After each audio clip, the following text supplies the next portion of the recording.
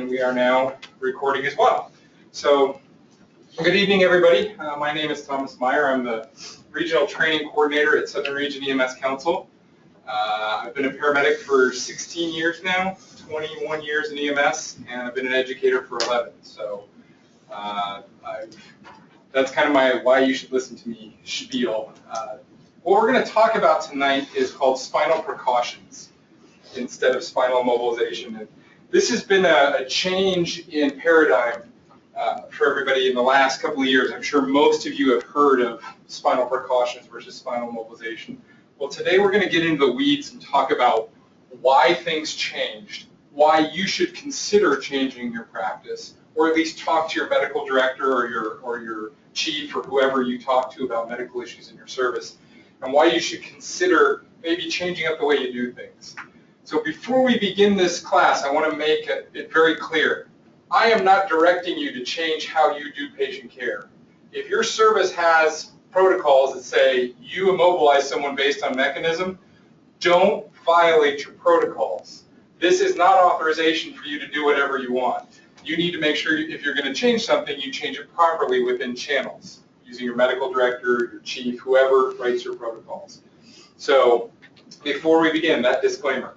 Understand, again, you can't use me as a defense in court that said, well, Tom told me once on a webinar that I could not immobilize people and I would be okay. That's not how this whole process works. So, all right, spinal precautions, not spinal mobilization. We're going to cover quite a bit of stuff in this presentation, and hopefully you guys will enjoy it. This is something that I've presented a couple of times, once to Matsu and once another time in a refresher, but this is the first time it's been out in wide release. So there was a guy named Andrew Johnson in New York who did basically the same thing we're doing. He originally wrote this presentation. I've taken it and chopped it up a whole bunch and made it a little bit more Alaskan with a little bit more evidence and a lot more pictures. So it's a little more exciting that way. But Andrew's the original author of this stuff, so the original author should get most of the credit here, just so you guys know. This is not my original base of creation. I modified Andrew's work. Okay, so primary injury versus a secondary injury. A primary injury to your spinal column is something that's caused by whatever the traumatic event was. The car accident, the fall, the high-speed ejection out of the vehicle, the running from the bear and falling off a cliff. You know, whatever it is that you may be doing, those things cause primary injuries. Secondary injuries are things that happen afterwards. Okay, so yeah, you successfully fought off the bear, but now you fell off another cliff trying to get to help. You can cause a secondary injury that way. Or we as EMS can cause secondary injury. And that's where we all get real scared. We all get real nervous about secondary injury. That's the primary reason why we have boarded people the way we have for the past 35 years. For those of you who don't know, in about 1980, a patient came into a major trauma center back east by EMS and was not on a long spine board. They had a spinal injury. Their spinal cord got severed. They died. And the surgeon came out in research and said, had that patient been put on a long spine board, he probably would have lived and he probably would not have been paralyzed. So in 1980, that happened, and as a result of that, for the last 35 years, now we all immobilize everybody forever because we're all afraid we're going to get sued or we're going to kill somebody. So that's kind of where this whole thing came from. Now, as we move forward, we need to understand how the body works, and even though I fixed that, it didn't get fixed. Let's understand how our spine works. Our vertebrae are composed of these components, the body. The body is that big, beefy, bony disc part in the middle. The transverse processes, those go side to side. The spinous process comes out the back towards the back of your body, dorsally, if you will. The facets, and that's pronounced facets, are the flat surfaces that your other bones articulate with. And then your intervertebral discs are the shock absorbers that go in between. So let's take a look at what these actually look like rather than just saying words to you. So in looking at this particular cervical spine, which this one is a C spine, so this is in your cervical spine. will notice what this big thing right here is. And it's labeled for you, so that's the body. What do you guys think the body's primary job is? You guys here in the classroom with me. So what's the body's big job? It's where the discs sit. Yes, that's right. What else? Strength. Strength. Most of the weight of the body is borne by the body of the vertebrae. So all of your body weight is centered on those bodies and the vertebrae. So that's what that big guy is in the middle. Now over here, these kind of flat looking things that look kind of like bodies on the sides, anybody want to guess what those are? Facets. Those are facets. What do you think the facets' jobs are? Anybody? Alignment.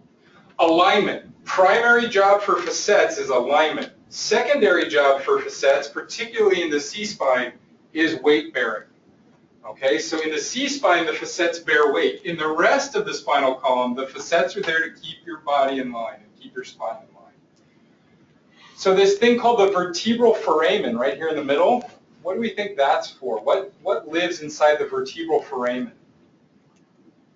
Right here. The spinal cord. Very good. That's where your spinal cord lives. So if your spinal cord lives in that hole, what about these two holes over here? Very good, young lady. Arteries. Those are the paravertebral arteries, and they run up the sides of your C-spine into your brain. So if you do something bad to your C-spine, not only could you cause a cord injury or a bone injury, it might also do an artery damage as well. Good. All right. This is a thoracic vertebrae. Notice how different it is from the cervical vertebrae. We still have some of the same features. We got a body, and you notice how, is the body bigger or smaller in this one? Bigger. Bigger, so what do you think? It bears more weight. Very good.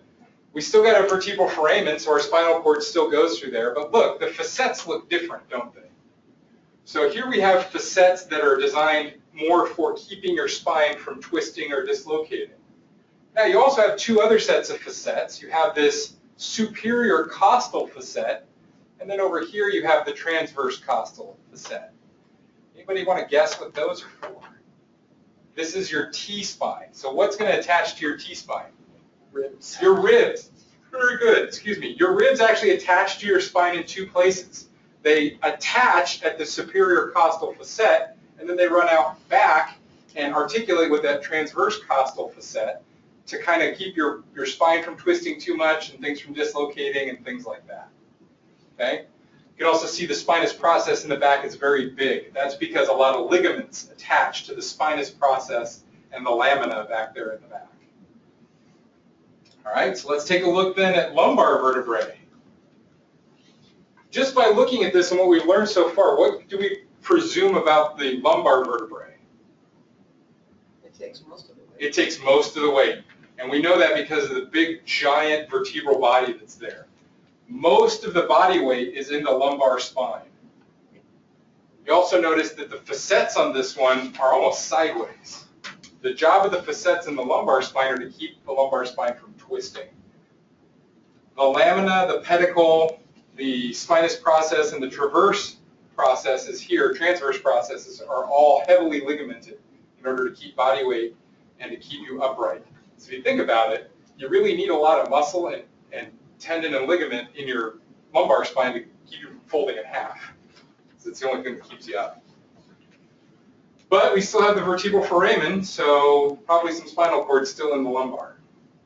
All right, so let's compare these guys now that we've talked about them. We can see that as you go further down the spine from left to right, more and more of the body weight is being borne by the body of the vertebrae. You can see that the bones themselves become thicker, more dense, and their function changes. So each of these different regions of the spine are subject to different types of injuries and trauma. So we need to understand how the different spinal areas work so that when we're doing an assessment to decide whether we're going to board them or not, what are the risks of them actually having an injury based on where their mechanism of injury was. Well, it's not just about bones. We also got to think about those arteries I talked about earlier. Here we have a diagram that shows the arterial structure that flows into the spinal cord. Up at the top, you can see there's those paravertebral arteries right here. They actually communicate into the brain through what's called the circle of Willis at the base of the brain.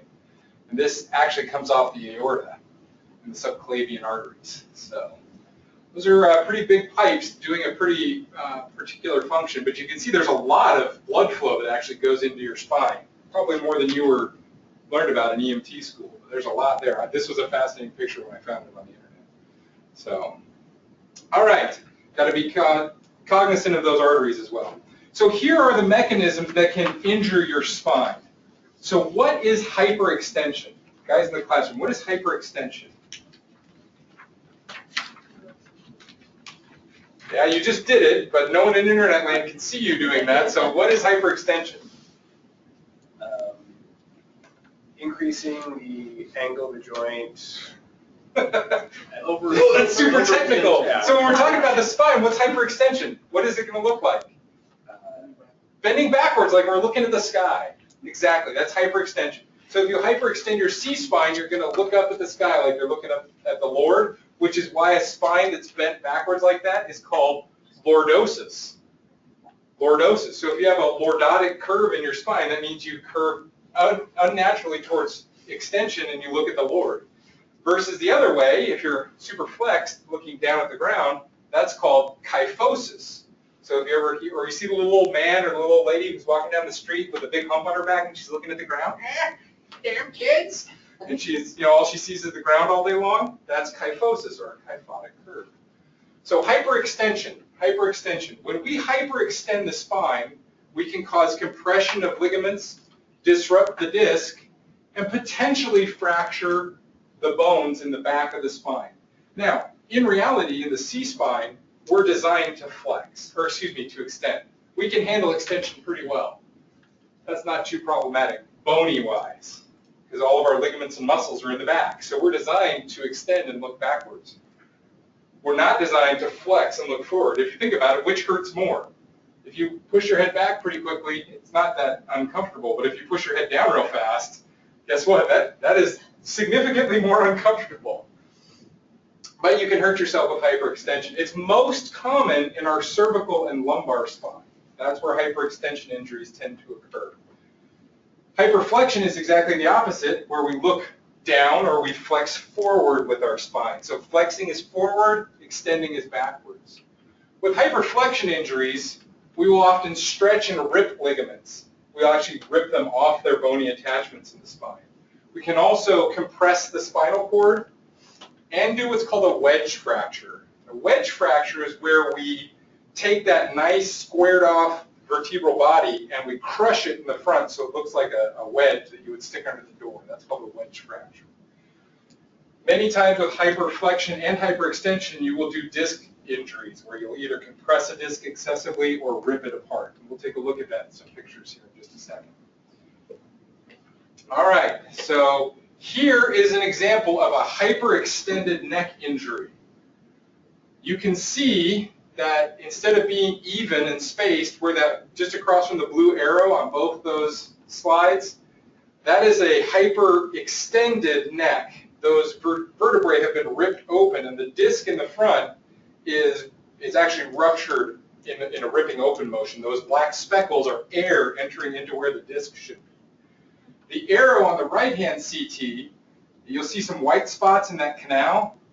That's disc injury. That's compression to the actual spinal cord itself as seen on CT.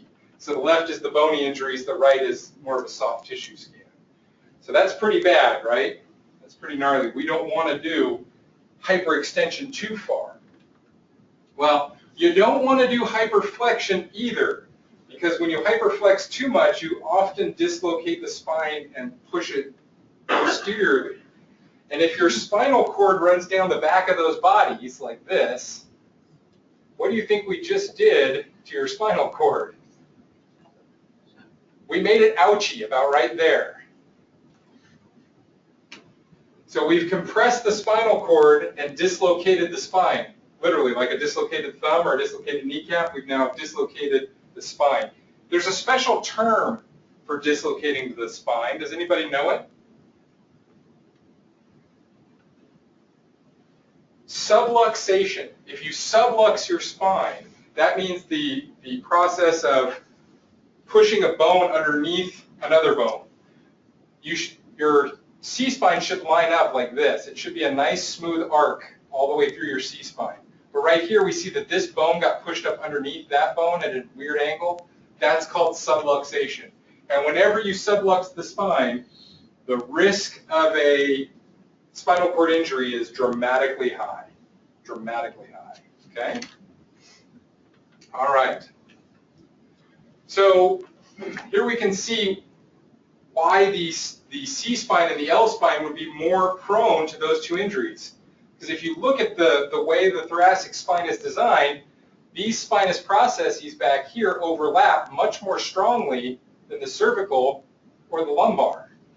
So your spine is more prone to hyperflexion and hyperextension in the C and the L because of the bony anatomy.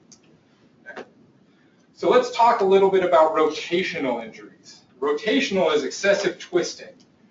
Okay. What that does to your spine is stretch and tear ligaments, of course. We can sublux our C-spine or our L-spine, and we can fracture or lock our facets. And that's pretty bad. Most commonly in the C-spine are rotational injuries, but you can't see them lumbar. Compression is pretty straightforward. When you excessively compress the spine, you can burst the bones, burst the discs, and pinch the spinal column. Compression injuries usually occur between the base of the T-spine and the middle of the L-spine. So here's some pictures of what those look like. This first image is a picture of a patient with a rotational injury to the C-spine. You can see that the red arrow and the blue arrow, there's not a good straight curve. This C-spine should be in line with the rest. So this is the front angle of the C-spine. That should be a straight line. And then you see that this part goes like way out there. What's happened is this person has rotated their C2 and locked their facets. This red arrow should be all the way down here. So that's how much open space there is because of this rotational injury. Now, with a high C-spine issue like that, that's probably going to cause some pretty big problems, right? If it impinged or pinched their cord, yeah, that's pretty bad. So it's pretty gnarly. This is what it looks like on CT. You can see that this bone on the right, bear with me, this bone on the right over here, you can see it's rotated. And this is actually C1 right here that I'm putting the yellow line around. That's C1, and then that bone right there in the middle is called the axis or on C2. And you can see where C1 is rotated on C2, and those facets are now locked. And it's pressing on the spinal cord and causing big problems. Now, for those of you who don't know your nerve anatomy in your spine that well, can anyone in internet land tell me where the nerve for breathing comes off your C-spine? It's called the phrenic nerve. And it's the nerve that goes to your diaphragm. Does anybody know where it is? Internet land? 3, 4, 5? Yes, very good, Jan. Anybody else? Jan is right. The phrenic nerve comes off of your C-spine at approximately C3 in most patients, but it can be 3, 4, and 5. Okay? Very good. So if you have a spinal injury above C3, you have a big chance of ruining your C-spine and not being able to breathe. Okay, so that's not the only injuries we can do. We can also do compression. It's pretty dramatic here in this L-spine image of CT, a lateral CT of the spine. You can see that clearly something happened and they destroyed the body of that vertebrae. Well, where did the bone go in that particular vertebrae that got broken? What do you guys think here? Where did it go? This one that I'm talking about where the burst fracture is, where did this bone push into? Into the spinal cord, because in this particular picture, the spinal cord runs right in between these two bones like this. Now, if this is low enough down, the spinal cord ends somewhere in this area and turns into what's called the cauda equina, or the horse's tail. So you may or may not have a paralyzed patient with bones sticking into their spinal column that low down in their spine. But that's an example of a compression or a burst fracture. And here's a wedge fracture like we talked about earlier with over flexion or extension. Is this a hyperflexion or a hyperextension injury? Hyperflexion, very good. So this person probably had their seat belt on and only their lap belt and got thrown forward really fast. And then their spine basically folded on itself and crushed the vertebrae in between there. This is in the lumbar spine. You can see down below, there's the pelvis, there's the femur, there's the sacrum right there, and the coccyx, and then there's L spine going up like that. So with that big darn, since my boss is sitting in here taking CME, I guess I better watch my language. That's the wedge fracture right there. And you notice that the bone is actually pushed back as well, so that can also compress or impinge upon the spine. Okay, so we can see how the anatomy of the spine can protect different parts. It's pretty clear why the cervical spine would be the most likely to suffer a rotational injury because, well, the facets are way out here on the sides and they're designed to take weight, not to protect from rotation.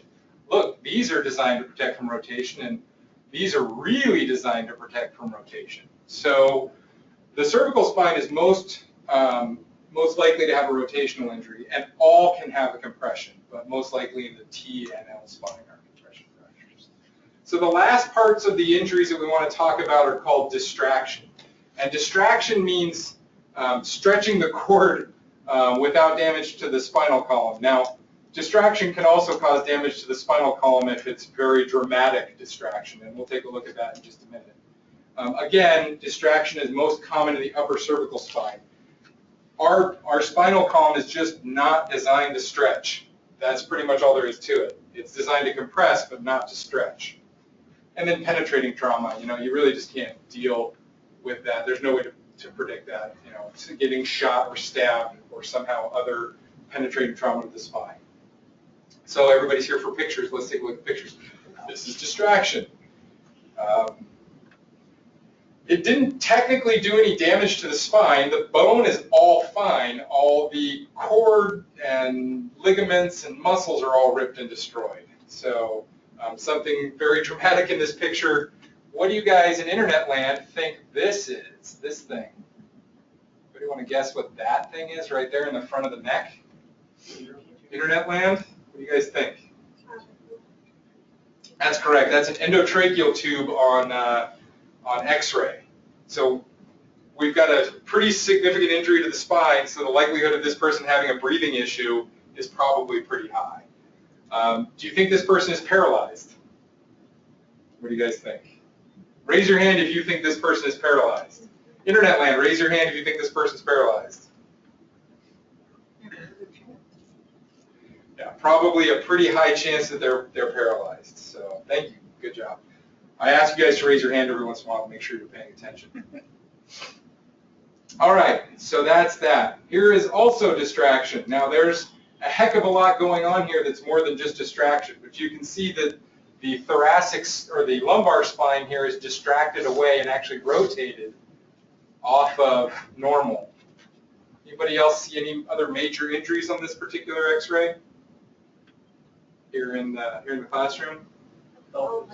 Yeah, the fact that their pelvis is destroyed. This is called an open book pelvis fracture, and that's where the pubic symphysis should be touching each other, and this has been ripped off. So basically, you guys in here, I'm sorry, Internet land, you can't really see it, but your pelvis should be shaped like this, with the base of my wrists touching each other, and then the pubic symphysis in the front.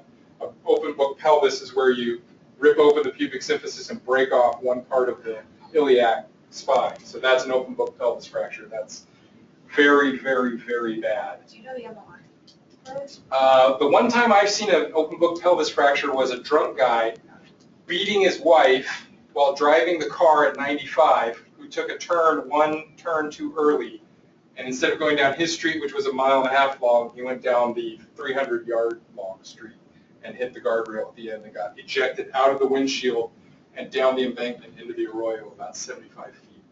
And he had an open book pelvis fracture, but was so hammered that he actually stood up on it for about 10 seconds.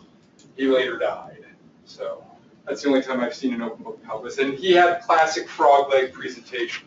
So when someone does a pelvis fracture like this, the classic presentation is called frog legs. That's where their knees will go out and their legs will flex up like it'll look like frog laying on their back. So anytime you see a frog leg presentation, think open book pelvis. How much bleeding do I think? Well, you can bleed 3 liters in your pelvis without even knowing it, but you're going to rip iliac arteries, you're going to rip potentially femoral arteries. The bleeding there is going to be potentially massive. Plus, you're probably going to have a neurogenic shock issue with that distracted spine. So how much IV fluid do you think this person needs? Well, judge on their map, take a look at their blood pressure before you just flood them with fluids. But yeah, you probably need to get this person transported right away. This is not a leave somebody in the clinic. All right. Penetrating trauma is pretty self-explanatory. When you piss off your girlfriend and she stabs you in the neck, you've got not only an airway issue, but also a spinal issue. You can see on this CT scan that you have a knife going through the neck, through the trachea, through the body of the vertebrae, and into the spinal cord itself. So this is probably some significant penetrating force. I think that would be unpleasant to deal with. Likelihood of this person having breathing issues? It's possible. I mean, we're not going to see inside, but look at the upward angle. Anytime someone's stabbed in the neck like that, you could have a phrenic nerve impingement and then stop breathing. Plus, you've got a knife in your throat. That also causes some airway compromise too. The crike started. So yeah. Well, I don't even know if you can crike this person. How long it is. All right. So for what we're talking about is doing the old cut your throat and put the breathing tube in, which goes in about right there. So if the knife is there, getting a breathing tube past the knife is probably going to be pretty challenging. My advice to you, BLS this airway if at all possible. Let a doctor deal with that horrible airway. So, yeah. All right, so distraction, we can see based on the spinal column and the way it's shaped and the amount of bony structures that the C-spine would indeed be the most likely to have a distraction injury. Okay, so here are the bad things that can happen to your spinal cord.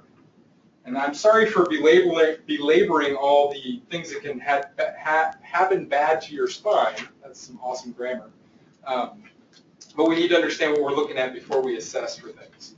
So cord concussion is just like a brain concussion. It's where we shock the spine, bam, give it some crazy trauma, and you don't necessarily suffer any specific injury, but you do have issues with your spinal cord from concussion. Contusion, bruised spine. As you would imagine, if you bruise your spine, it causes all kinds of nerve issues. We can compress it, lacerate it, give it a bleed outside. So if one of those arteries gets ripped open and you bleed into your spinal canal, you can actually cause compression of the spinal cord because of that. And then that last one, transection. Transection means cutting the cord completely. Once your spinal cord is completely cut, you're pretty much done. There's not a lot else to do. Yeah, Chris, I see your hand is up. Hang on just a second. Let me get you unmuted here.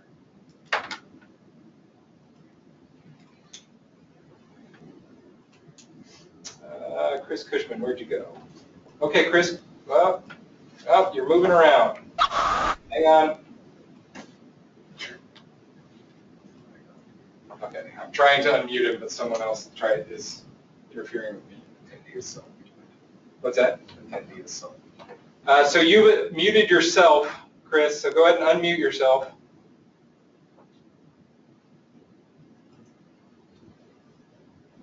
We'll try and get you going here in just a second, guys.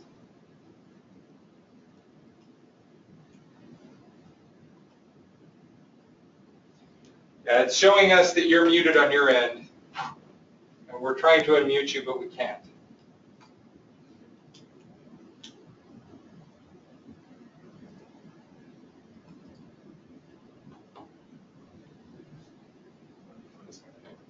I put his hand up. Okay, sorry, Chris. We'll keep working on it. See if you can get yourself unmuted, and then raise your hand again, and we'll try and get you unmuted. Okay. Let's drive on. It says elongate the cord. Elongate the cord. Well, if you do distraction, yes, you can do. You can elongate the cord, which would cause issues like laceration, hemorrhage, compression, all kinds of stuff.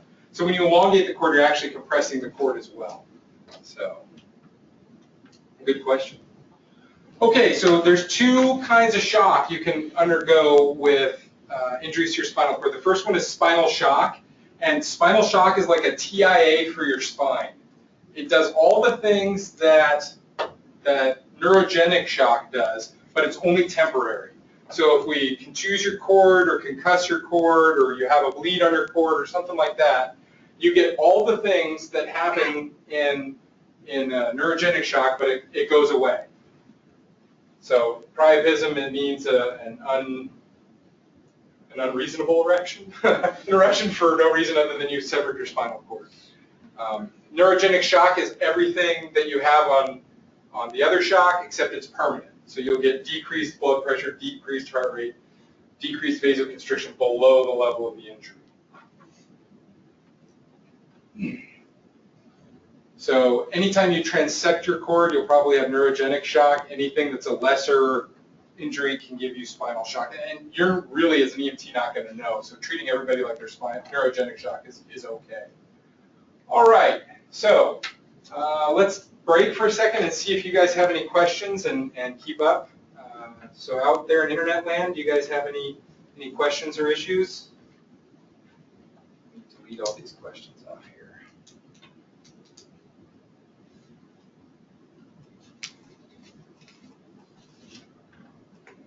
Janelle, you don't have any questions? Thank you. Internet land, anybody else? Anybody have any questions they want to chime in with?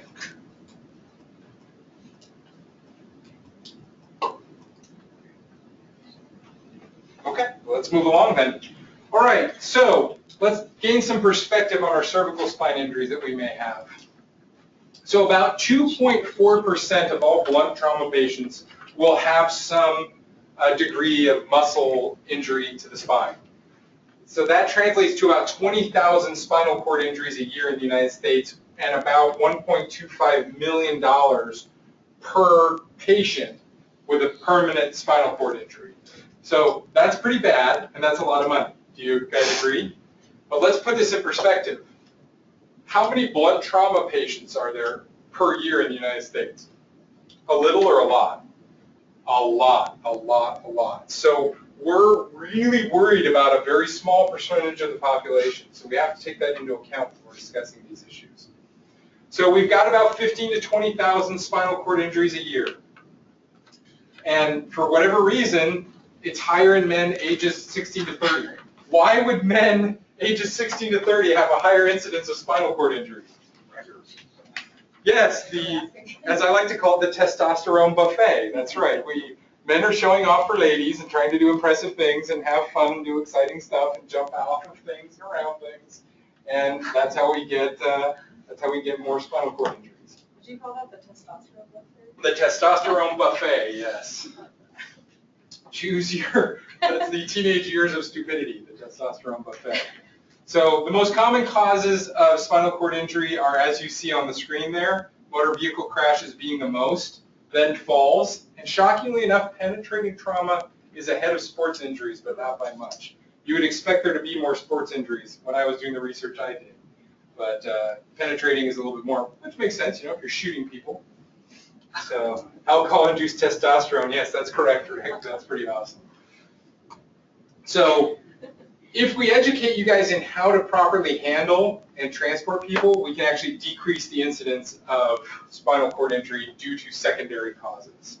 So historically, we have always immobilized people based on their MOI. Just like we talked about earlier, based on that one paper, everybody freaked out about spinal immobilization, and we all decided, okay, if they potentially have trauma, if their mechanism is high enough, we're going to board them, because we're going to assume that they're injured until the doctors prove otherwise.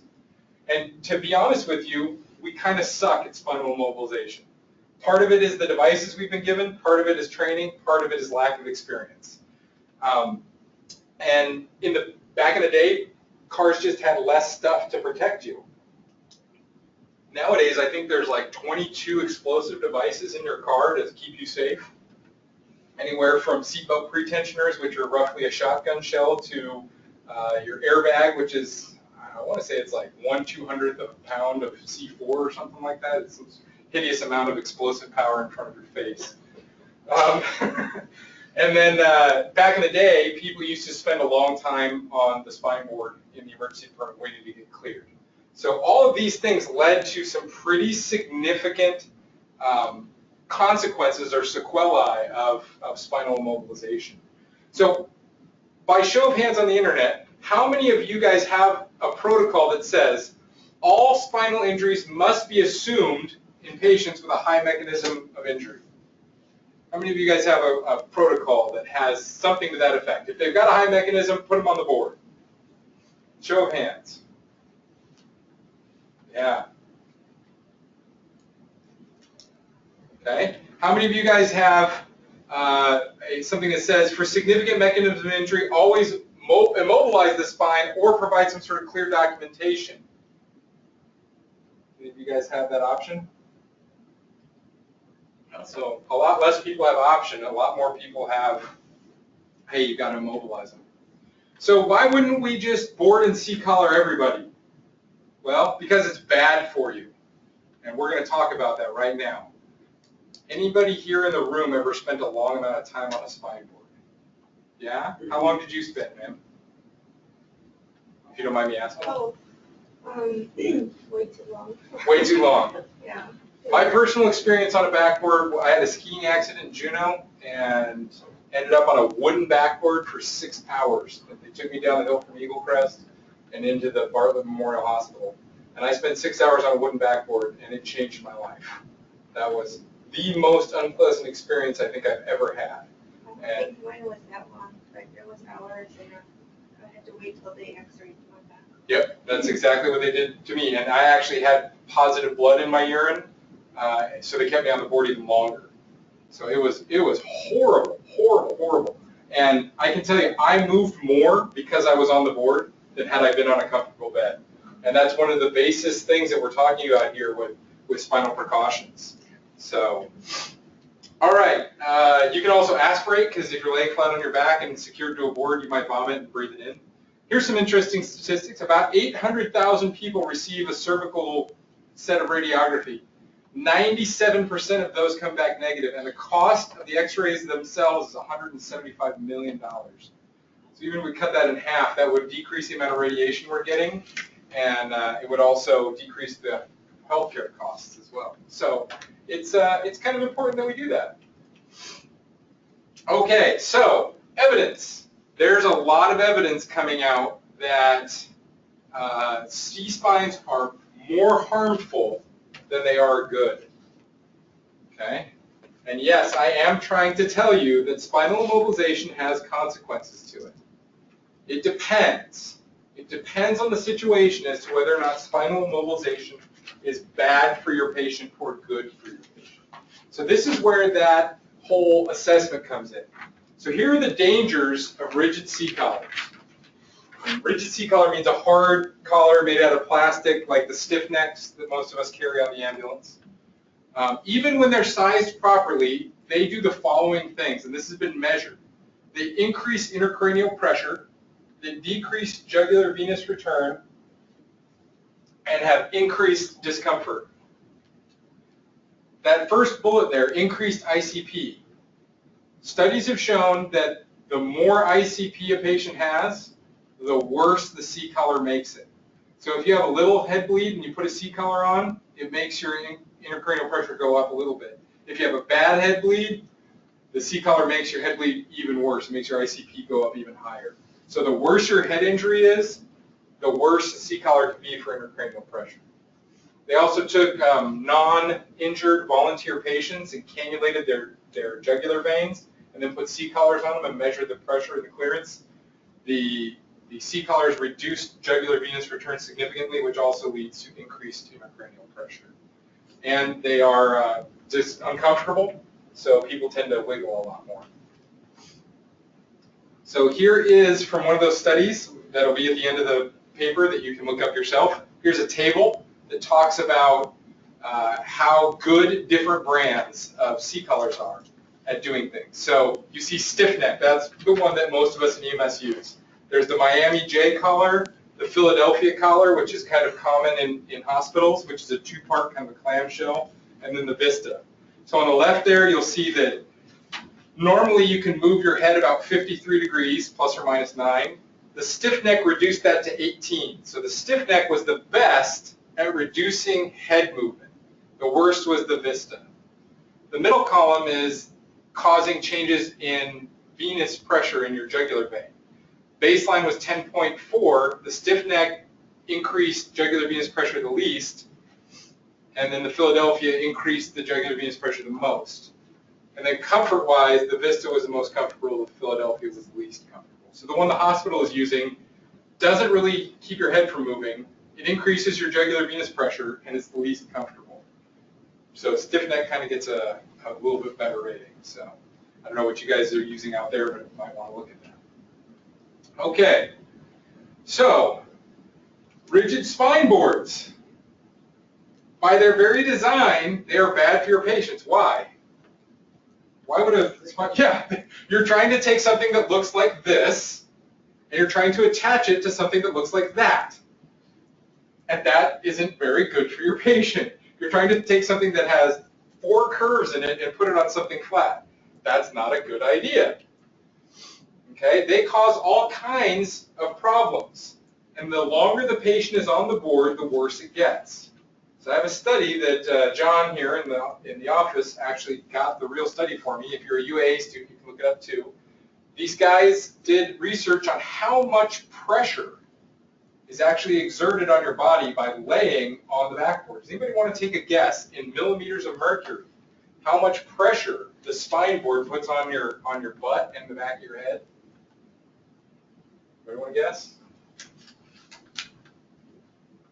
271 millimeters of mercury is how much pressure they measured on the occiput and sacrum of volunteer patients laying on a spine board for 40 minutes. So that's like having a blood pressure cuff pumped up to 270 on your arm for 40 minutes. It's bad. It's real, real bad.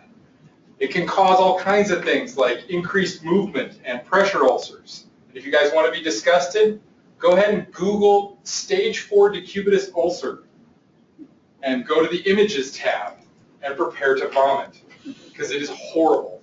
A stage 4 decubitus ulcer is where a bed sore or decubitus ulcer has eroded all the way to the bone.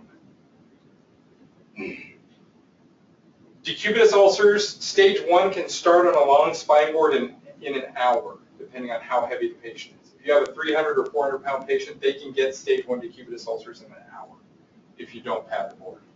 Really bad. Oh, Francine has a question. Okay. Let's see if we can. Okay, let me see if I can unmute Francine. Okay, Francine. Oh, no, we didn't. Sorry, we did not. Mary wanted to know what the pain of Compressed disc. compressed disc. Hey, we were wondering, this is back a little bit, but what the pain level would be in a patient with a compressed disc, What the type of or the type of pain. Well, that's a great question. I'm going to mute. So the type of pain would be dependent on what exactly gets compressed. If you compress your disc, the nerves that come out of your spinal cord and go to the rest of your body also get compressed because the space that they come out of gets crushed down. So it depends on which nerve. It's a universal medical answer. It depends on which nerves are crushed. And the most common sign of or pain-related symptom of disc injury is sciatic pain that shoots down the back, through the buttocks and down the back of the legs. So sciatica is a big clinical indicator of a lower lumbar disc issue. That was a great question, Francine. Thank you.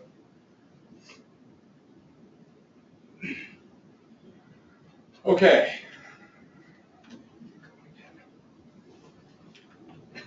So here is a flow chart of what Anchorage Fire Department is doing with spinal injury patients. So this is AFD and Dr. Levy's efforts to reduce the amount of patients that are put on the spinal board and are given radiation. And you'll find in a few minutes what this is all based on. So the first question they ask is there a mechanism?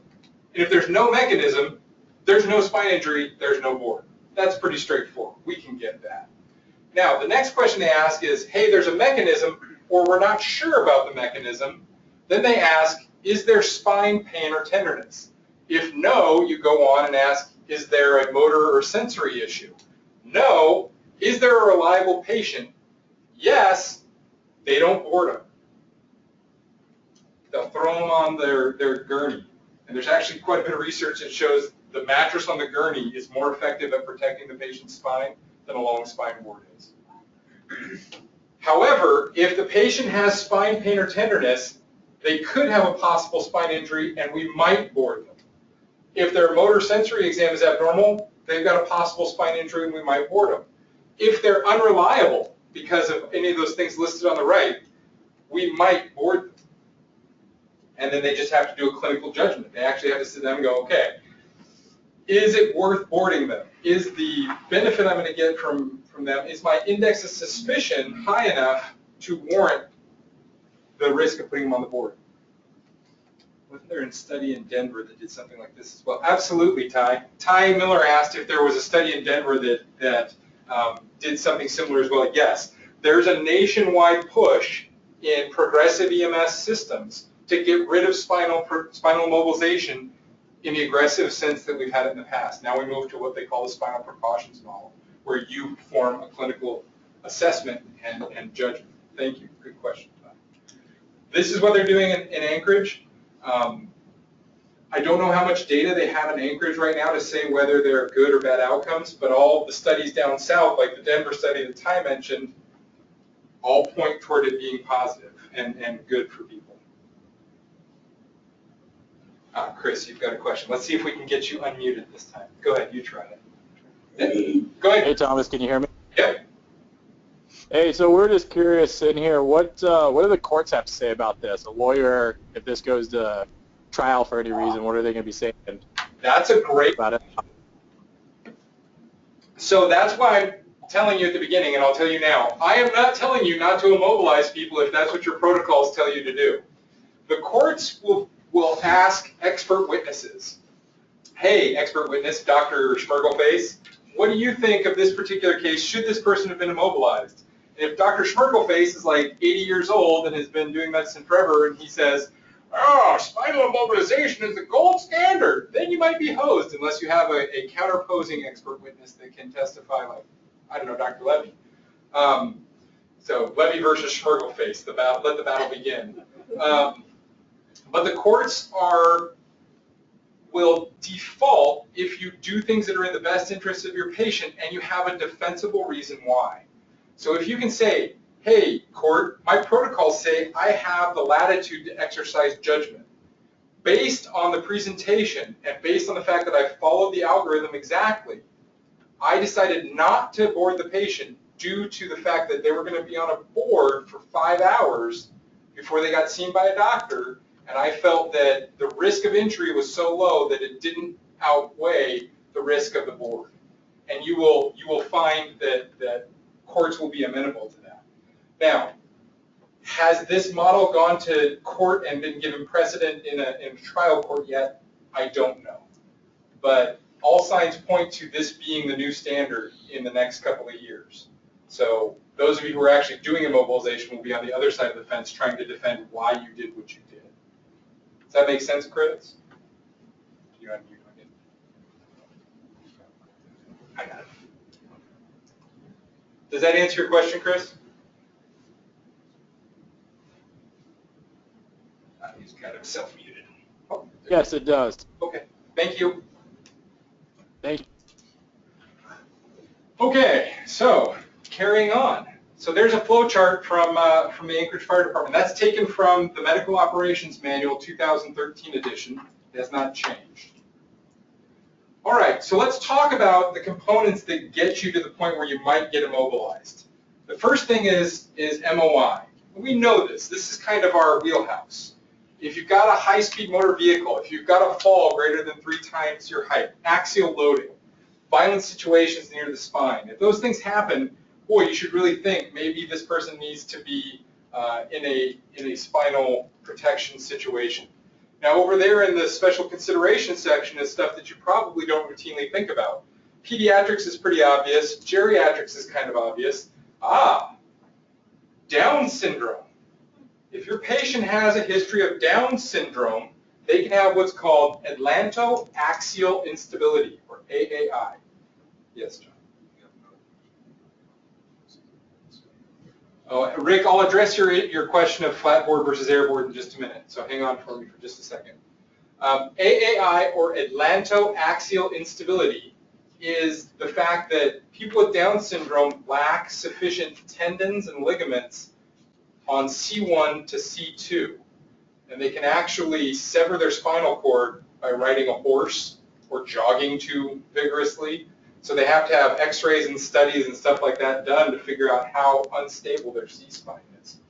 So the next time you have a car accident, if there's someone with a history of Down syndrome on there, you should be hypercognizant or very aware that this person could have pretty bad underlying pathology going on.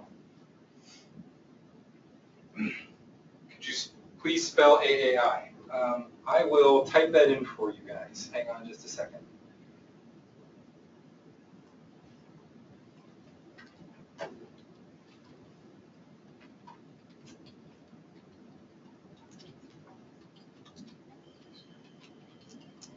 And yes, it is on the next page, but I like to be able to help everybody. Okay, so let's talk about these ones that we don't know.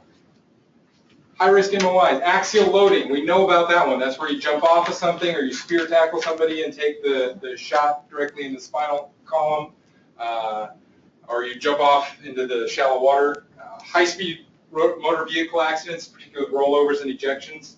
Now, interestingly enough, the critical height criteria has changed over time.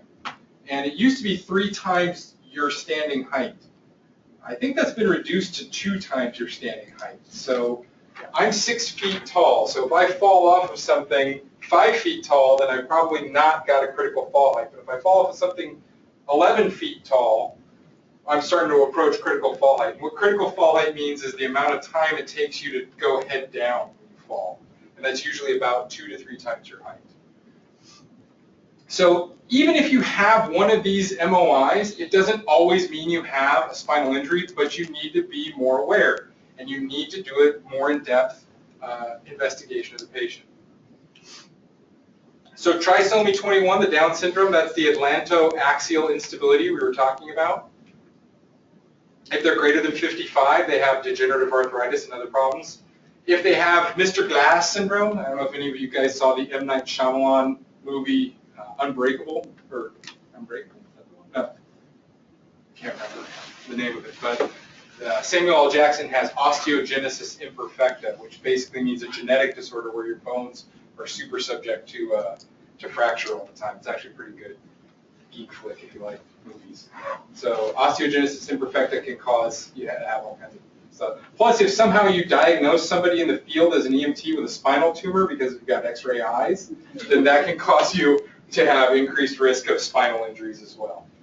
So, all right, uncertain MOIs. This is where we're not so sure. This is where it's not so obvious that there could be a spinal injury. So if you trip and fall and hit your head, what do you guys think here in the classroom? If you trip and fall and hit your head, can that lead to a spinal injury? How could tripping and falling and hitting your head lead to a spinal injury? What do you think? You shook your head yes. You were very vigorously like, yes, it can do it. Well, we actually read something at work the other day that you can get a concussion without even hitting your head. So I figured maybe both ways you could do it. You know, you hit your head, your brain is connected to your spinal cord, you can still receive it. Sure, absolutely. Yes, tripping and falling can cause a spinal injury, particularly if the patient has one of those other issues like trisomy 21 with AAI, or they're old, I know of a patient who was jogging, totally healthy guy, like 55 years old, running along, tripped and fell, hit his head on the guardrail over a bridge, severed his spine. Done, right there. So it can happen. Freak accidents do happen, but when that happens, you're going to know. So other uncertain MOIs, low height falls, low speed MPAs with minor damage, all of those kind of make that uncertain MOI question. So you're not able to just go, man, we should really look at immobilizing this guy. So then you got to do more assessment. Now, if you have a negative MOI like these on the screen that I'm going to show you now, you can probably safely say, you know what, I don't think you need to have spinal immobilization. If you drop a rock on your foot, you probably don't have a spinal injury. If you twist your ankle while running, you probably don't have a spinal injury. If you do something soft tissue-wise, get a bruise on your thigh, you probably don't have a spinal injury. Okay, so those are MOIs. You know, when we look at this from a spinal precautions standpoint, mechanism of injury, and hear me very clearly, guys, mechanism of injury is part of your assessment. It's part of history. It's not the be-all, end-all that we treat it today. So just because someone has a high-speed MOI doesn't mean they get immobilized. Okay. So right now, what we do is immobilize the hell out of everyone because we just think it's going to save them and it's going to prevent this horrible thing that may or may not be present. So let me ask you guys this.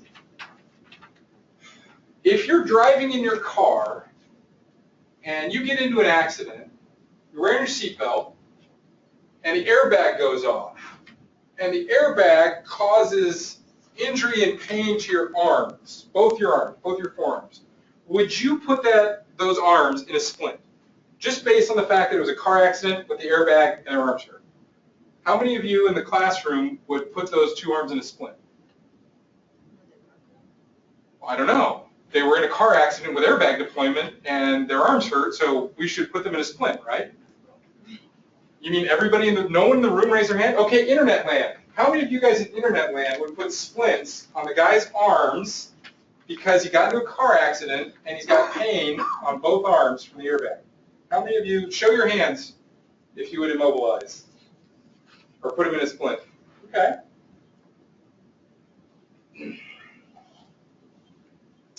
Interesting. See, I would look at that patient and do more assessment and palpate their arms and see if their arms have any sort of evidence of bony injury, if they were broken, if they have decreased range of motion, if they have an inability to grip something. Maybe they just have burns on their arms from the airbag. A majority of you would not put splints on someone. So why would you immobilize somebody? Because that's all a long spine board is a big giant splint. Granted, it carries something more crucial than the bone. So you're saying that your spine is more important than your broken arms? Okay, I can get behind that. To an extent, right? The spinal cord, per se. Well, I think that we are all really, really indoctrinated into doing spinal mobilization. What are the 6 stations you need to do to pass your EMT exam? Guess what one of the stations you need to do to pass your EMT exam? Putting somebody on a long spine board. It's that ingrained in our way of doing business.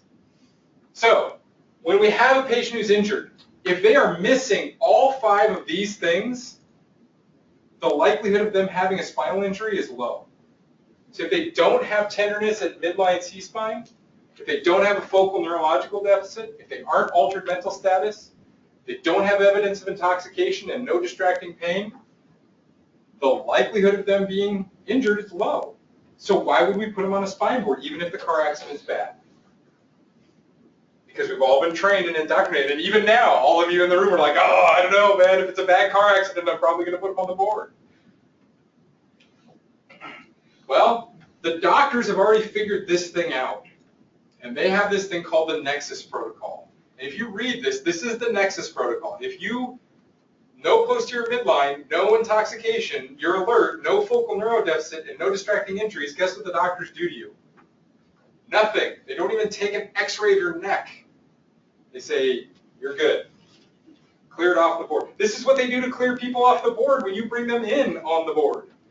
So what's the difference between this and this?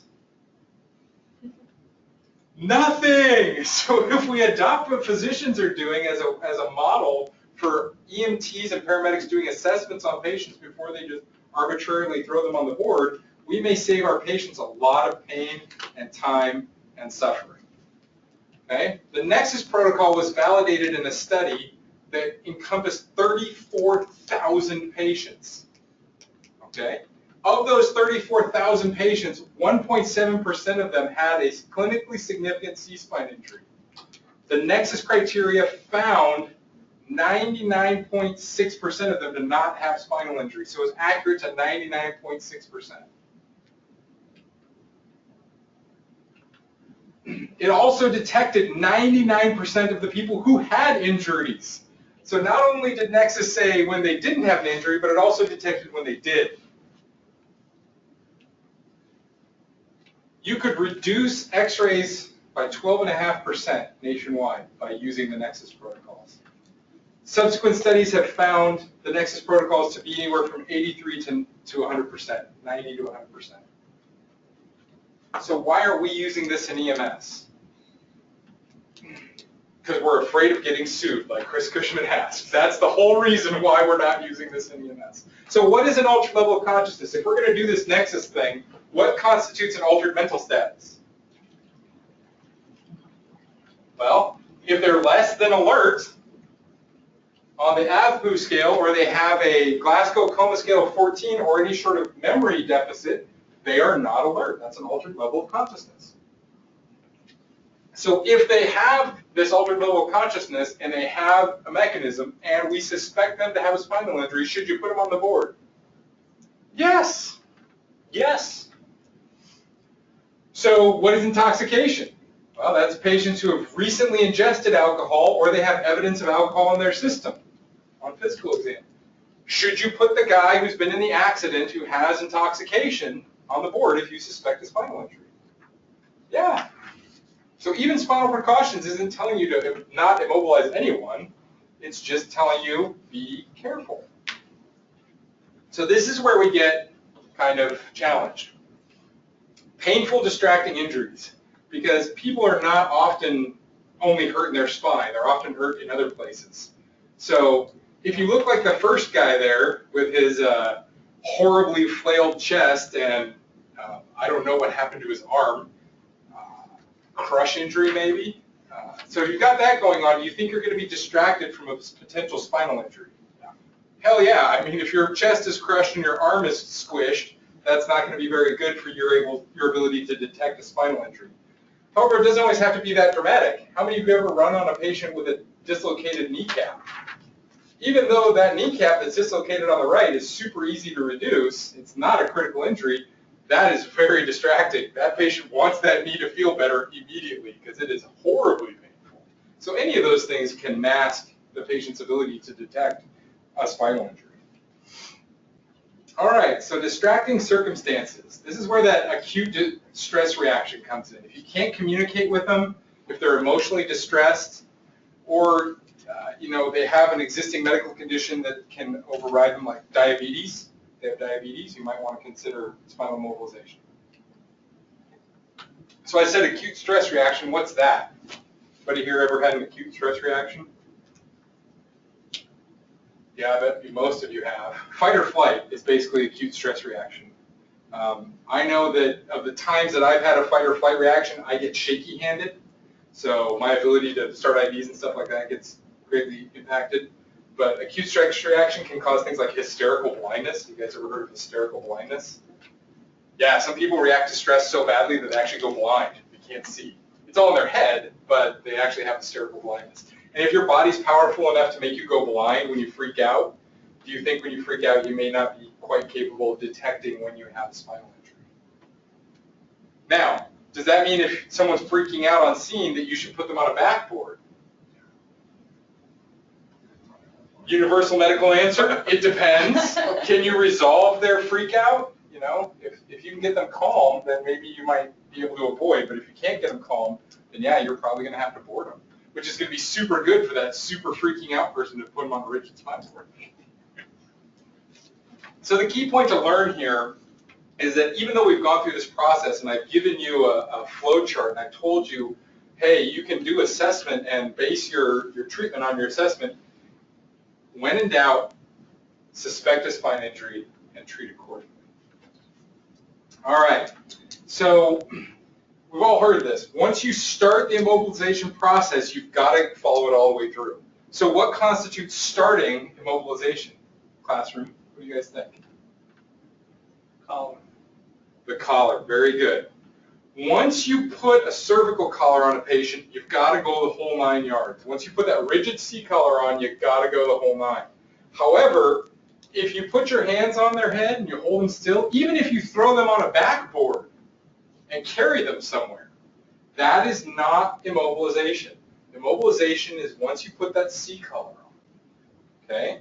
So understand that if you've got a guy who's in a car and you manually C-spine them and you put them on the board and you carry them to your ambulance and then you assess them further and you realize that they don't have any injuries, they're totally fine and they meet all of the criteria for not having a spinal injury, can you take them off the spine board? Yes, because you haven't put a C collar on yet. Okay? Now, are there any questions in internet land from that one? Because that one tends to be like, people are like, no, you can't do that. You put them on a board.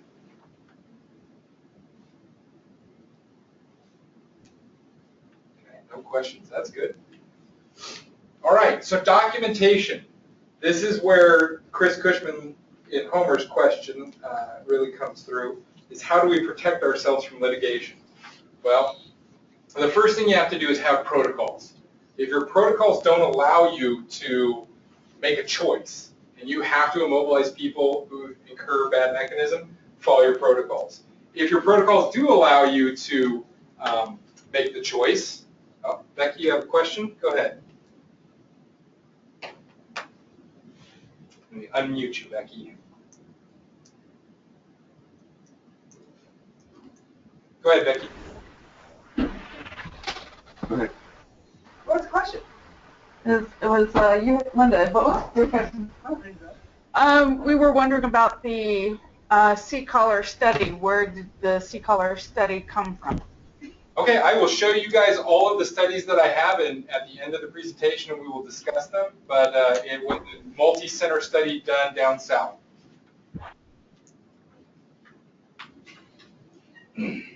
Okay, you got to have protocols first. If you don't have protocols, then you got to carry forward. If you do have protocols that allow you the choice, then you've got to document everything. You've got to make sure that you have everything in line to show how you followed your protocols, what your rationale was to immobilize or not immobilize someone.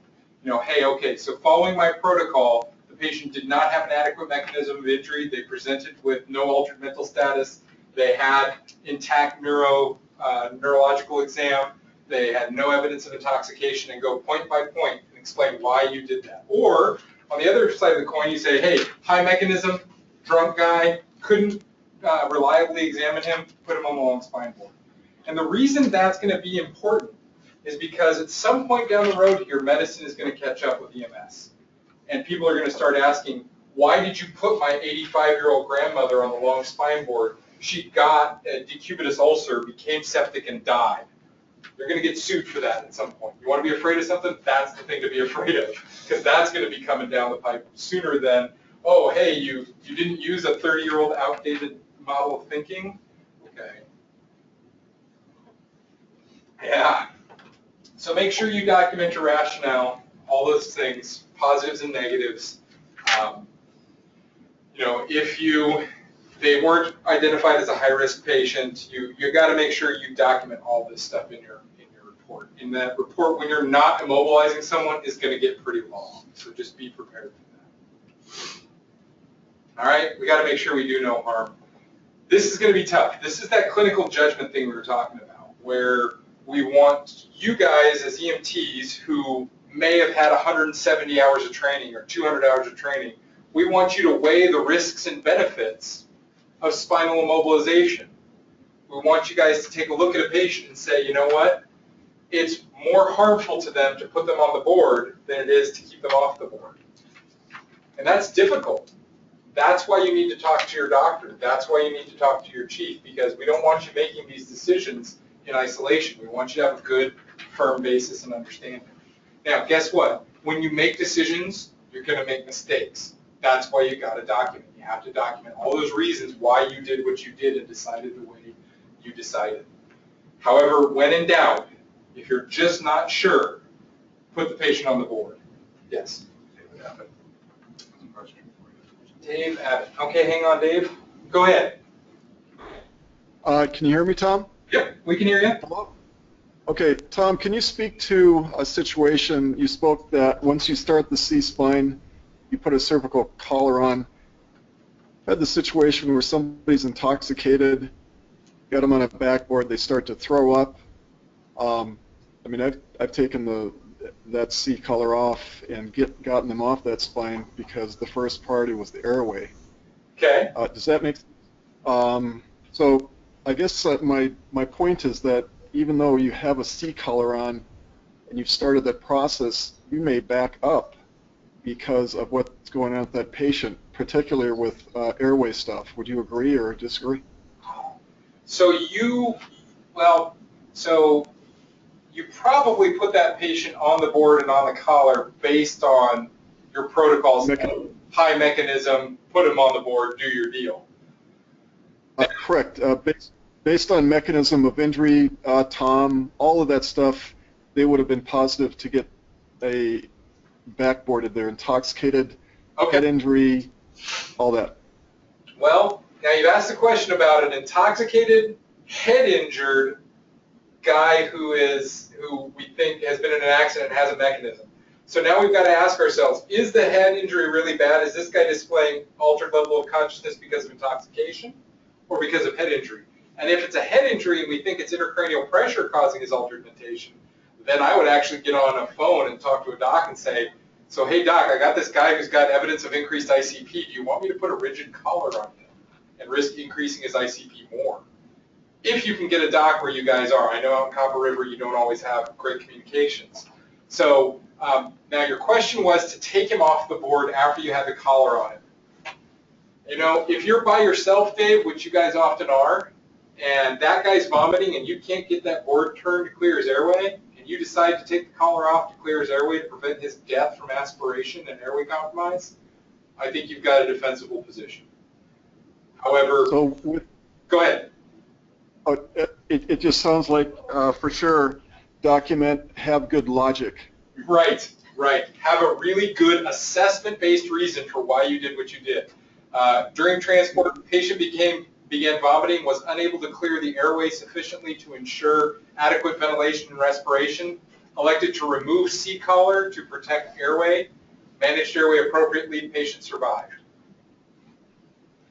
Copy that. Thanks, Tom. Thank you, Dave. Great question.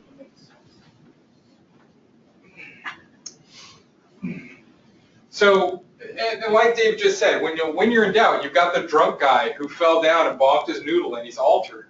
You know, you're probably going to have to end up putting him in the collar, even on the Spinal Precautions model, depending on what you find, unless you can make a really good judgment as to why not. So, hey, keeping the patient on the gurney strapped down, not on the board, the patient went to sleep and did not move, thereby not injuring his spinal cord anymore and not causing any issues. Because I don't know about you guys, but I've run plenty of drunk guys who, once you put them on the board, decided to go berserk and start fighting. That's going to make their spinal injury worse. So there's that clinical judgment thing again. Sue, you had a question? Yeah, has there been any studies about vacuum mattresses versus backboard? And we had a question about that. I will get to vacuum mattresses in just a couple minutes, so bear with me. But great question. Okay, so we're starting to get into the point where we're talking about research. So you guys ask questions. Here is one piece of research. This is Kerrison et al. And et al. Means and everybody. So this was a bunch of people writing a piece of research. And they did a study on cervical collars, what they did to jugular venous pressure and patient comfort in Scandinavia. and this was done in 2014. It has 25 additional references. The findings of this study were that cervical collars across the board all increased jugular venous pressure, they all decreased patient comfort, and they all reduced spinal movement. So that was that table I showed you. The table I showed you was from this piece of research right here. This is the one that John Sapp found for me. Good job, John. This is the effect of a liner on dispersion of sacral interface pressures. This is where the 270 millimeters of mercury came from. It's a very interesting study if you have a chance to pick it up. It'll talk to you how they measured all this stuff. They put this crazy thing in behind their butt and measured how much pressure there was. They only did it for 40 minutes. So I don't know, how many of you guys out there, by show of hands in internet land, show me how many of you have a transport time greater than 40 minutes? Yeah, that's be most of you. I saw that you had a question, Francine. We'll get you unmuted here in just a second. Okay, go ahead, Francine.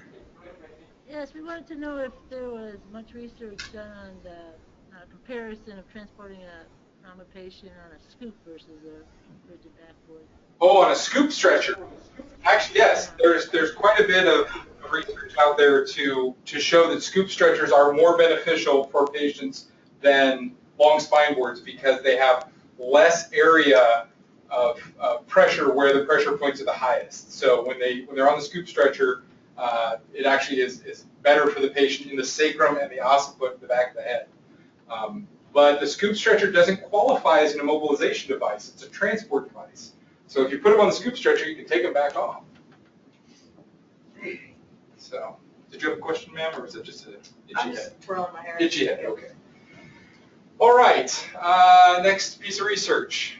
This is a giant document. No, this isn't the big one. This is a systematic review. So this is a look at all the spinal cord injuries that took place over a certain period of time by the Journal of Neurotrauma. It made some assessments of how many patients actually got injured, how many patients got spinal injuries, and kind of the stuff that we talked about with the x-rays surrounding it. It's got 57 additional resources. This is a big, giant set of guidelines. This is a really great document. It's very, very long, though. It has 331 additional references about spines, but this talks about what you should do for spinal injuries from time of injury to the ICU. So it covers pre-hospital, ER, initial emergent acute care. So that's a good document. It's about 30 or 40 pages long. And I actually have all of these in PDF version. So if somebody really, really wants one, just reach out to me and let me know. This one talks about intracranial pressure and cerebral perfusion with C-collars. And the findings of this study were that anytime you put a rigid C-collar on somebody, you decrease their intracranial pressure and decrease their cerebral perfusion. Yes.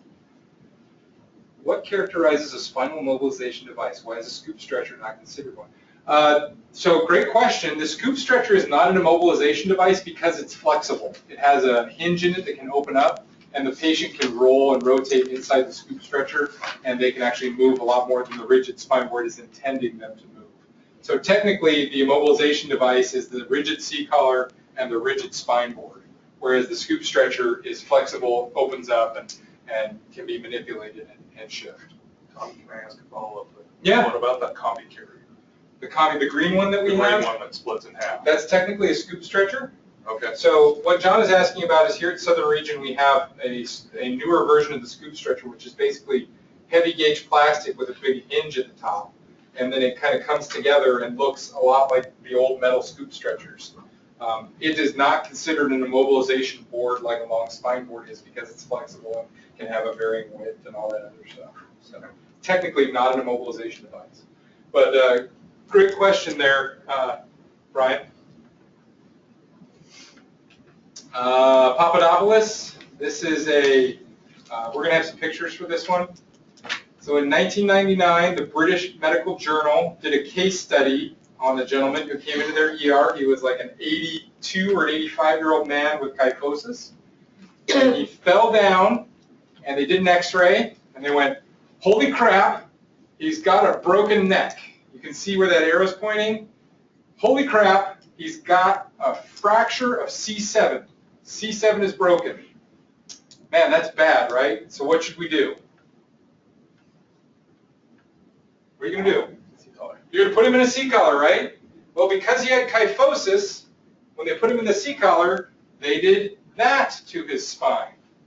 So for those of you who can't really see clearly what's going on, they took his spine from this space right here to this space right here. So what do you think that did? Anybody remember that special word for cutting your spine in half? They transected his spinal cord by putting him in a rigid C-collar because he was kyphotic. So by putting him into, quote, neutral position, they literally broke his neck and ripped his discs apart, and he died. What's that? Bottom line, it's not for everybody. It's not for everybody. If you got the little old man with kyphosis or little old lady who's looking at the ground all the time, don't force her into quote-unquote neutral position, because you will do stuff like this, break their neck, sever their spine. And when you do that to a patient, it's hard to defend that in court. Yeah, I used the 35-year-old immobilization standard and broke their neck to get them in the position I want. And then the one that started it all, Dr. Oswald down at UNM in 1998 did a study. This is an insane study. They took and studied all the patients that came into a level 1 trauma center who had a spinal complaint or any sort of spinal issue, and they compared them to Taiwan, that was taking people to the hospital in pickup trucks with no EMS at all. Guess who fared better in the long run? The Taiwanese pickup truck people did better than the patient who had full spinal immobilization, almost 100% of the time. It's a crazy study that was done almost 20 years ago.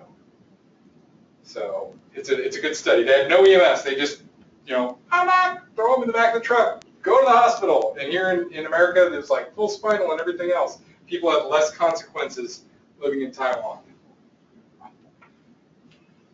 Okay, so questions from the audience and from internet land. I know we've kind of gone fast and we've got a little bit extra time. You'll still get 2 hours for this whole thing, but I've just been talking really, really fast. So internet land, if you have any questions, type them in or raise your hand. Guys in the audience, do you have any questions? Vacuum mats. Oh, vacuum mats. I never did get to those. Thank you. So there have been several studies done on the effectiveness of vacuum mats versus long spine boards. And every single piece of research that was done on vacuum mattresses has shown them to be superior to long spine board in every way. They reduce frequency of motion. They reduce pressure ulceration. They reduce patient discomfort. They reduce patient anxiety. So why aren't they universally used? Anybody here in the audience want to guess why vacuum mattresses? That's exactly right. Reason number 1, they're super expensive. Reason number 2, receiving facilities who aren't familiar with vacuum mattresses do horrible things like cut them. Reason number 3, that would be considered a immobilization device because it gets rigid and form-fitting around the body, and they have to be cleared off of that device. So you, as your service in Itchy Scratch Alaska, take your one vacuum mattress and you give it to the flight crew who flies the patient to Anchorage. Maybe you see that vacuum mattress, maybe you don't, and at, what, $1,800 to $2,000 a pop? That's a pretty big piece of equipment to just do away with. So those are some reasons. How do I feel about vacuum mattresses? If I could make vacuum mattresses the standard in EMS throughout the country and make them cost effective, I would do it tomorrow. Having been on a backboard myself and having dealt with vacuum mattresses and trained with them for a long time, they are absolutely, absolutely in your patient's best interest. So for those of you who are out there from all your various communities, if you're at a community that has Code Blue funding and you don't have a vacuum mattress, it might be time to think about it. And the applications are about ready to go out, so. So I think vacuum mattresses are some of the best devices that EMS has invented. Southeast Alaska, they don't use anything but vacuum mattresses. They have essentially taken rigid spine boards out of practice in Southeast Alaska in most cases. To be honest with you, the long spine board was designed to do one thing: carry people. Francine, go ahead. Go ahead, Francine. Okay, we were wondering if there's any research about the use of back rafts. You know, back rafts either applied to a rigid spine board or not. Back wraps. I'm not familiar with what those are. Can you tell me what they are? Yes, there's like an air mattress that you inflate on the backboard. Oh, yes, back rafts. R-A-F-T-S. So yes, I have seen research done on those. That study I showed you with the effect of a liner on dispersion, that was part of the research, was looking at padding and things like that and how that affected tissue pressures. They're good. They're not as good as a vacuum mattress, but they are better. Basically, anytime you're going to put someone on a long spine board, please, please, please, please, please do your best to pad them as much as possible. Especially in Alaska, especially in rural Alaska, is if they're going to sit on a backboard in your ambulance or in your clinic waiting for medevac and then get flown out and then get to the hospital and it's like 8 or 10 hours later, you could give those people pressure ulcerations. If you've ever seen a decubitus ulcer on someone's heel, it's really bad. The back of their head. Great question, Francine. They work. They're not as good as air mattresses or vacuum mattresses.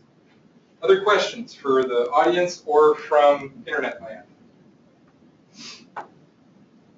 Okay, so summarization. Number one, backboards are important when the patient has a high mechanism, they're unable to codify their injuries, or unable to give a good assessment, or you're not sure. Backboards and rigid C-collars are bad because they do things like increase intracranial pressure, decrease cerebral perfusion pressure. They increase discomfort and cause the patient to move more. They cause pressure ulcerations, all those things.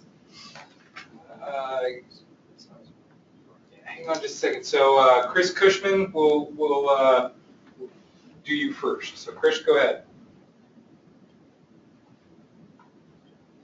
Hey, Tom, what about reducing pressure to their back by bringing their feet in towards their butt on the backboards and maybe putting something underneath their lower back to help put pressure on their lower back, like a blanket or something, towel? I think that's a great stopgap measure, particularly if your system, number one, if your doctors on the far end are getting people off of boards quickly. Anything you can do to reduce pressure. The only thing I have an issue with elevating their legs is if they have a lumbar issue, sometimes putting their legs up and flattening their back arch like that can cause more problems, particularly if they have a disc issue. So if you've got something like a compression person and they've compressed one of their back discs and you start manipulating that L-spine, then you might run into problems. Now, if you're doing it and it's reducing the patient's discomfort, then you're probably doing what's in the best interest of the patient. But if you're going to put their knees up and they start going, ow, ow, ow, ow, ow, stop and do something else. Good question. Dave Abbott. Go ahead, Dave. Yes, Tom. I'm thinking of getting some of the soft collars, so it's more of a passive immobilization, giving a little bit of comfort there. But any research you've seen on the soft collars as far as its effect on the intracranial pressure, things like that? Yes, soft collars have less impact on intracranial pressure, cerebral perfusion pressure, jugular venous pressure, and patient discomfort. However, they do not decrease range of motion as much as the rigid collars do. So I think it's a great idea, particularly in that uncertain MOI, or maybe you've got a guy with a really low mechanism but they're altered. Maybe something like that might be a viable option. What I would do is engage your medical director and talk to them before you make any sort of a decision to use a soft collar. Right now, soft collars are not they're not super popular in practice, but I would predict that in the next several years, soft collars like back in the 80s, will come back. Very good. Thanks, Tom. You're welcome. Great questions. So, Brian, give me a second, and Anthony, Tony, give me a second. We talked about rigid C-collars and long spine boards and what they can do, when we should and shouldn't use them, and that kind of stuff. So my train of thought is completely derailed. So Brian, do you have a microphone? Can we unmute you and hear what you got to say? Go ahead, Brian, if you got it. I think so. Can you hear me? Yes. I was just curious about the rigid board designation. It seems to me that a scoop stretcher and a combi carrier, once they're put together and the patient is packaged, don't they provide a similar amount of spinal immobilization as a rigid board? Yeah, I think they provide a similar nature, but you're gonna do better for your patients to use the scoop stretchers. If I were given the choice, I would use the scoop stretcher because it has less negative effect of the rigid spine board, and the rigid spine board is pretty clearly defined as an object of immobilization, whereas a scoop stretcher or a combi carrier is designed and implemented as a transportation device. The long spine board has reached the point where it's viewed as a splint. So while it provides splinting properties, it's not going to be clearly defined. And we are splitting hairs a little bit. I would be interested to see what a lawyer thinks. But I think if you're going to say, hey, I elected to use a scoop stretcher and I provided similar functions and reduced motion while still keeping the patient comfortable, I think you'll have a positive effect with that. Who was the other one? Tony Pryor. Go ahead. I don't know if you can hear us or not. We can. Okay.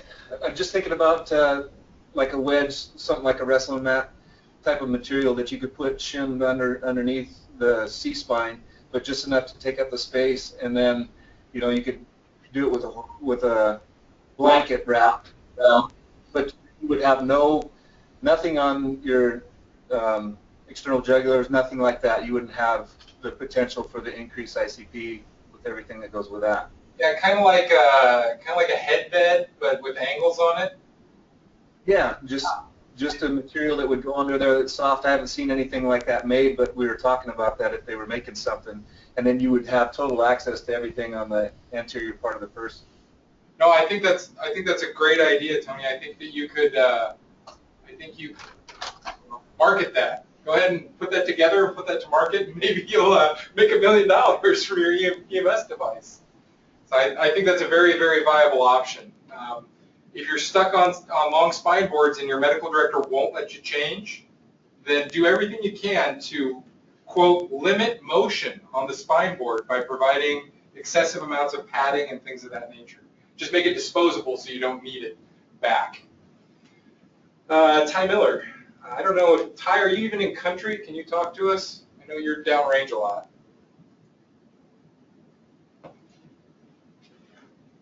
I don't think Ty has a question that says, if you use a spine board, where'd it go? If you use a spine board for extrication, are you committed to the full meal deal? And the, whoops, sorry. If you want to keep your ink card. Sorry about that, guys. PowerPoint just went away. No, you're not committed to using full meal deal if you use the spine board as extrication. If you just throw them on the board, manual C-spine, run with them, drop them off, you're not committed. You just got to make a full assessment. Yeah, kind of like a kit, absolutely. Antonia, when do you think all EMS providers nationwide will totally eliminate C-spine backboarding from protocols? I don't think C-spine backboarding will ever be fully eliminated, Antonia. I think it will be greatly reduced, and the practices we do for, quote, immobilization will be altered. I think that we'll go to more soft boards, soft collars, more comfortable ways of transporting people with spine injuries, like vacuum mattresses. Having worked for several, this is Rick Howe saying, having worked for several lawyers, they will point out the small percentages of studies that affect their clients, not the further. I agree, absolutely. You're right, Rick. Documentation is totally the key. As long as in your document, and you articulate, like you're saying in your comment here, why you did your actions, and your actions are based on your assessment of the patient and grounded in the protocols that your medical director has given you, you're providing yourself the most amount of protection you possibly can. Once you get out on the hairy fringe, then you're getting yourself in trouble. Okay. Any questions here in the office or any more on the internet?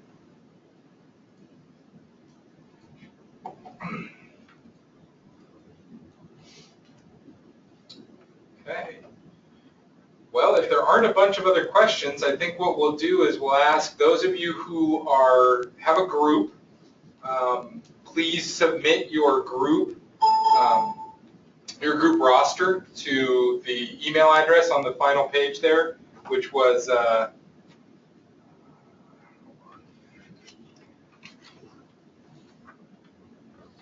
you're going to see the screen freak out for a second, guys.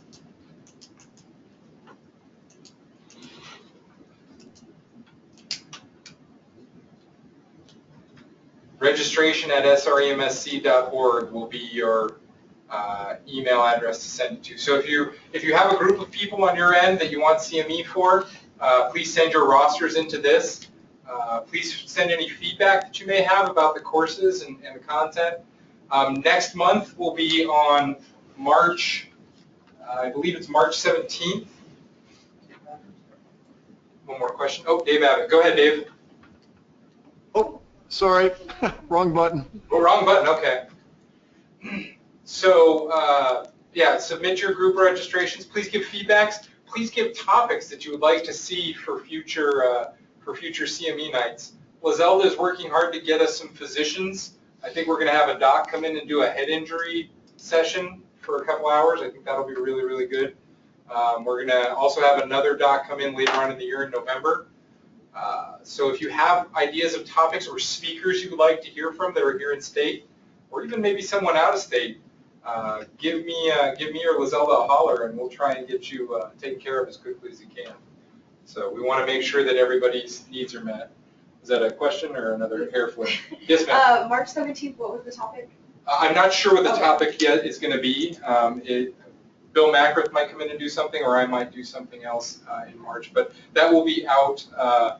That will be out on the internet fairly shortly.